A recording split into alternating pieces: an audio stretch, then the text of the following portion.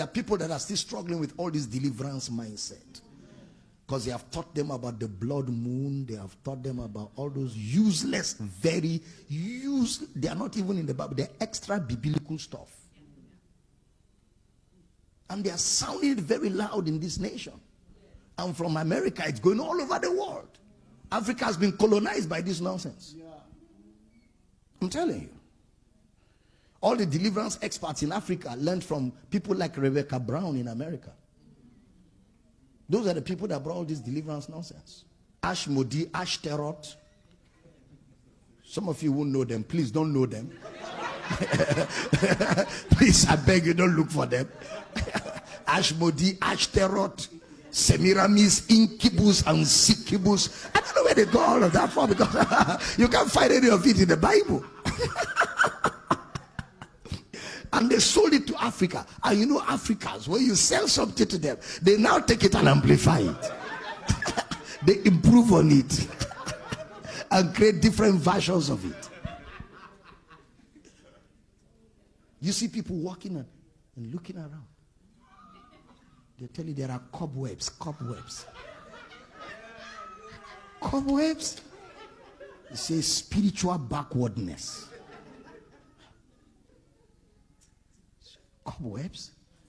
Where did you see the Bible say, and when you encounter cobwebs, spiritual backwardness?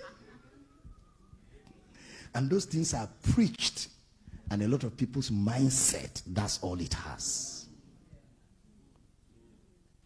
It's serious. It's very serious.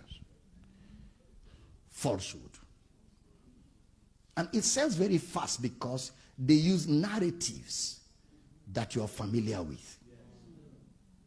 The gospel doesn't use narratives that are familiar to you. The gospel superimposes the truth of God against what you are familiar with. But the false gospel buys what is common to you, rides on it to superimpose falsehood. That's why it makes sense. That's why it makes sense. It makes sense to a man whose mind is not renewed. Somebody said, I had a dream and I saw myself in my primary school. I saw myself in my primary school putting on my primary school uniform. What does it mean? And the preacher told him, it's a spirit of backwardness. It means there's a spirit that has kept you at the level of your primary school and you have never graduated. So you need deliverance for 3 years. So you now start doing 3 years deliverance to be free from primary school. Meanwhile, this guy is a graduate from a university. He finished primary school, went to secondary high school, went to college, and then graduated with his degree. And they are still telling him he's still in the primary school. And he believes it. Now he's going for deliverance.